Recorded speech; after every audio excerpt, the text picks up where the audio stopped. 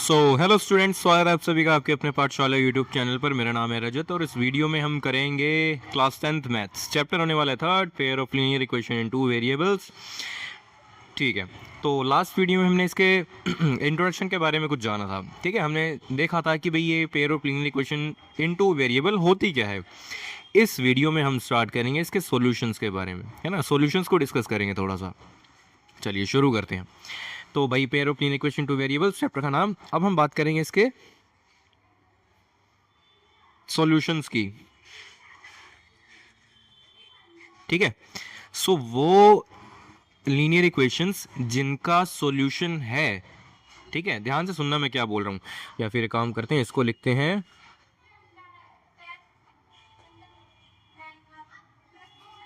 ठीक है, अब देखो,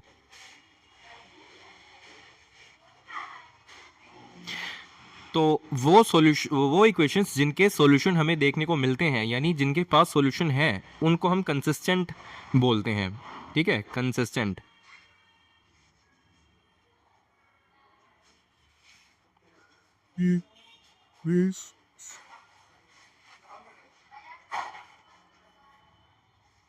है ना, कंसिस्टेंट लाइंस कह लो या कंसिस्टेंट इक्वेशंस कह लो, जिनके पास सॉल्यूशंस देखने को मिलते हैं, है ना। कंसिस्टेंट यानी those lines which have solutions। ठीक है, सॉल्यूशन और ब्रैकेट में एस लगा देते हैं। ठीक है, इसका मतलब भी मैं बताऊंगा कि भाई ये मैंने क्या लिखा है, क्यों लिखा है। और फिर जिनका सॉल्यूशन देखने को नहीं मिलता, फिर वो आते हैं, उनको बोलते हैं हम इनकंसिस्टेंट। Inconsistent, right. ठीक है, नो सॉल्यूशन। ठीक है, अब बात करते हैं कि भाई ये जो कंसिस्टेंट में सॉल्यूशन था, मैंने इसके ब्रैकेट में एस क्यों लिखा। ठीक है, तो भाई देखो, या तो वन सॉल्यूशन होगा। ध्यान से सुनना मैं क्या बोल रहा हूं, या तो वन सॉल्यूशन होगा, ठीक है, या तो इनफाइनाइटली मैनी सॉल्यूशंस होंगे। और दोनों के ही केसेस में आपको एक एक करके बताता हूं। ठीक है, तो या तो वन सॉल्यूशन होगा, या फिर यूनिक सॉल्यूशन बोल सकते हैं, या फिर लिख लेते हैं इसको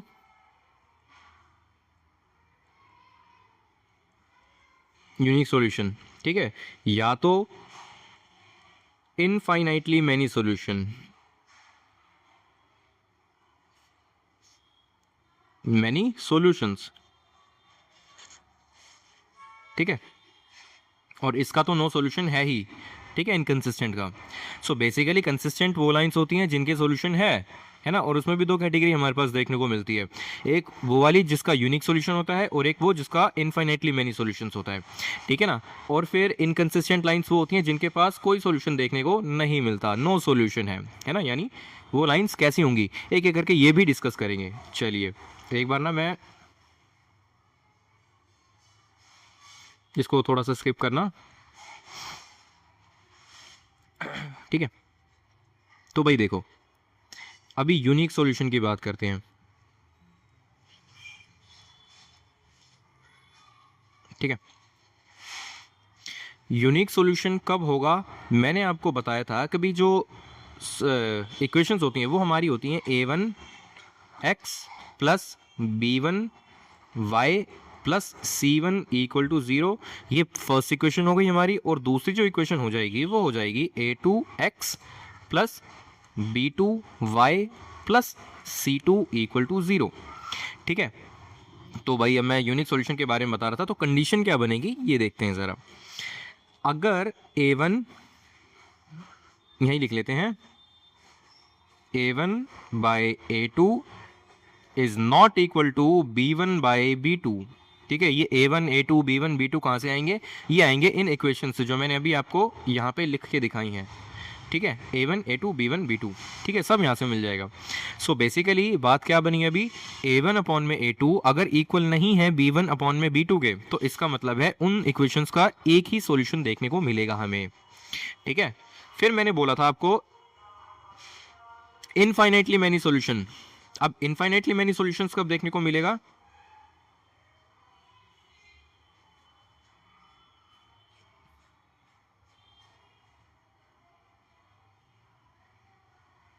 इनफाइनाइटली मैनी सॉल्यूशंस, ठीक है।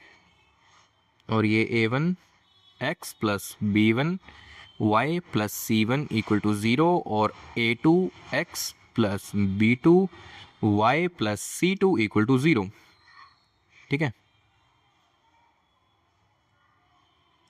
हाँ, तो इनफाइनाइटली मैनी सॉल्यूशंस तब देखने को मिलेगा जब a1 बाई a2 इक्वल होगा b1 बाई b2 के, इक्वल होगा c1 बाई c2 के, ठीक है। ये बहुत इंपॉर्टेंट चीज़ें हैं, ये याद रखनी है आपको, ठीक है। तो ये हो गया, इसी को ही हम बोलते हैं, इसी को ही हम बोलेंगे, अच्छा मैंने उसका नहीं बताया, यूनिक सॉल्यूशंस जो होते हैं ना, उन लाइंस को हम बोलते हैं, जिन लाइंस का यूनिक सॉल्यूशन होता है, ध्यान से सुनो दोबारा, जिन लाइंस का यूनिक सॉल्यूशन होता है उनको बोलते हैं हम इंटरसेक्टिंग लाइन। तभी तो वन सॉल्यूशन या फिर यूनिक सॉल्यूशन निकल के आएगा। तो यूनिक सॉल्यूशन किन लाइंस का होता है, यही लिख लेते हैं, इंटरसेक्टिंग लाइंस। यानी अगर मैं ये ग्राफ बनाऊं ऐसा, तो मे बी वो ऐसे कट करेंगे लाइन से एक दूसरे को, ऐसे मान लेते हैं ये रहा, तो ये जो पॉइंट, ये वाला पॉइंट निकल के आया, ये इसका सॉल्यूशन होगा, और एक ही सॉल्यूशन होगा, यूनिक होगा, ठीक है, वन ही होगा, राइट। अब नेक्स्ट मैंने इनफाइनाइटली मैनी सॉल्यूशंस बताया था, तो इनफाइनाइटली सॉल्यूशंस कब होंगे, जब दोनों लाइंस आपस में कोइंसाइड करेगी। कोइंसाइड करने का मतलब क्या है कि अगर एक लाइन ऐसे है तो दूसरी लाइन भी इसी के ही ऊपर ऐसे जाएगी, ठीक है ना। ग्राफ में अगर मैं बताऊं तो भाई ये रहा ग्राफ, अगर मान लेते हैं एक लाइन ऐसे गई है, a1 x b1 y या c1 वाली, तो a2 x plus b2 y plus c2 वाली भी ऐसे ही जाएगी, इसी के ही ऊपर। तब जाके जिस भी पॉइंट पे आप, मतलब जिस इस लाइन पे जिस भी पॉइंट को आप मार्क करोगे वही इसका सोल्यूशन होता चला जाएगा, है ना। और ऐसे करते करते हमारे इनफाइनाइटली मैनी सॉल्यूशंस निकल के आ जाएंगे। कंडीशन ये रही, ध्यान रखना।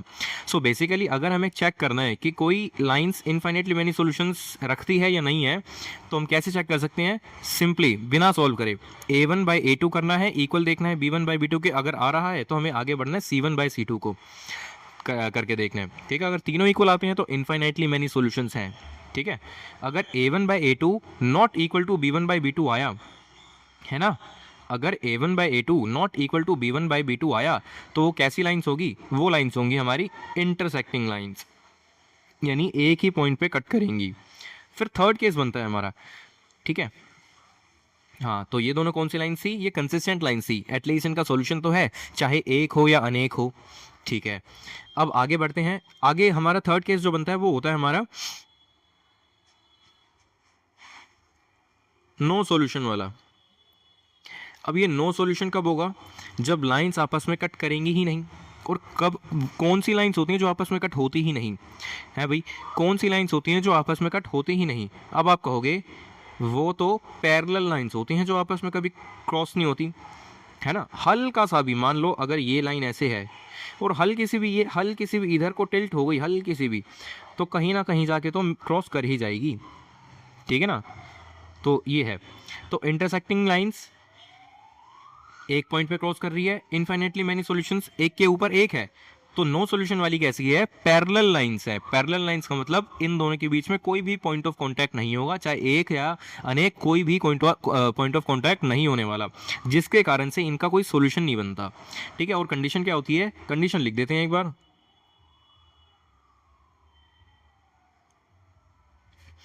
तो a1 x plus b1 y plus c1 equal to 0, और ये हो जाएगा a2 x plus b2 y plus c2 equal to 0, है ना। कंडीशन क्या देखने को मिलेगी, a1 बाई a2 बराबर है b1 बाई b2 के, ठीक है, but not equal to c1 by c2, ठीक है। ये कंडीशंस आपको ध्यान में रखनी है क्वेश्चन सॉल्व करते वक्त। सो बेसिकली अगर दो पेयर ऑफ इक्वेशंस आपको देखने को मिलती हैं, ठीक है, अगर आपको बताने के भाई, वैसे एग्जाम में आते हैं ऐसे क्वेश्चन कि अगर आपको बताना है कि भाई इन लाइंस का सॉल्यूशन कैसा होगा, है ना, मतलब ये लाइंस कैसी हैं, कंसिस्टेंट है या इनकंसिस्टेंट है। कंसिस्टेंट कब होगी, जब ये वाली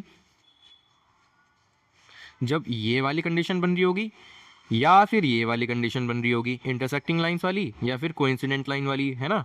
ये कोइंसिडेंट लाइंस है,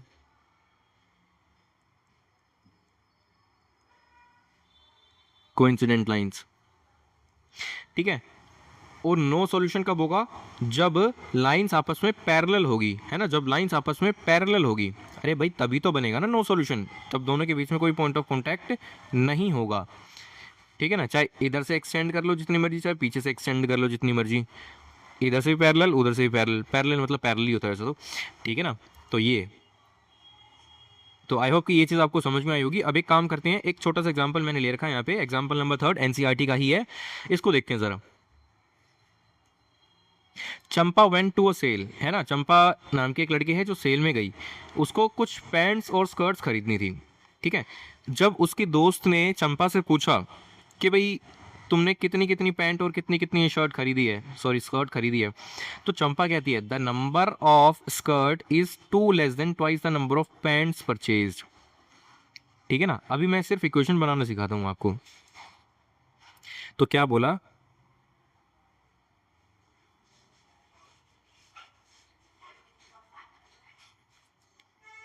ठीक है यही कर लेते हैं थोड़ा सा।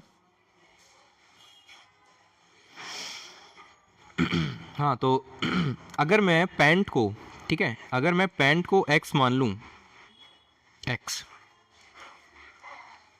और स्कर्ट को मैं y मान लूँ कि भाई y स्कर्ट्स ली है चंपा ने, ठीक है, तो क्या कंडीशन दे रखी है, द नंबर ऑफ स्कर्ट्स, है ना, the number of skirts is equal to, है ना, इज 2 लेस देन कितनी, the number of pants purchase, the number of pant purchase का डबल करेंगे और उसमें से 2 माइनस करेंगे तो उतनी स्कर्ट खरीदी है, ठीक है।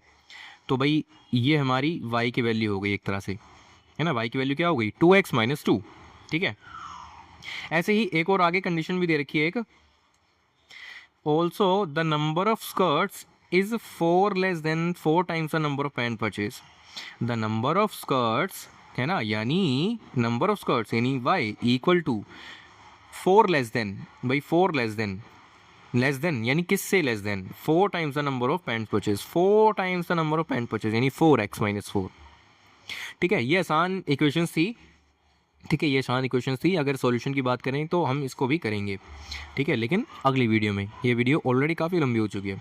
तो आई होप कि ये चीज़ आपको समझ में आई होगी। सॉल्यूशंस के बारे में हमने यहाँ पे डिस्कस किया है, pair of equation 2 variables chapter है। सॉल्यूशन बताया मैंने आपको, कंसिस्टेंट इनकंसिस्टेंट, कंसिस्टेंट कब होगा जब यूनिक सॉल्यूशन, है ना, या फिर इन्फिनिटली मेनी सॉल्यूशन होगा। इनकंसिस्टेंट कब होगा, जब पैरेलल लाइंस होंगी, ठीक है। कंडीशन के बारे में बात करें तो भाई इंटरसेक्टिंग लाइंस की कंडीशन होती है a1/a2 is not equal to b1/b2, ठीक है। कोइंसिडेंट लाइंस की कंडीशन होती है a1/a2 equal to b1/b2 equal to c1/c2, ठीक है ना। और पैरेलल लाइंस की कंडीशन होती है a1/a2 equal to b1/b2 and not equal to c1/c2। तो आई होप कि आपको आज की वीडियो पसंद आई होगी। वीडियो पसंद आई हो तो लाइक करना, चैनल को सब्सक्राइब करना और शेयर करना अपने दोस्तों के साथ। तब तक के लिए बाय।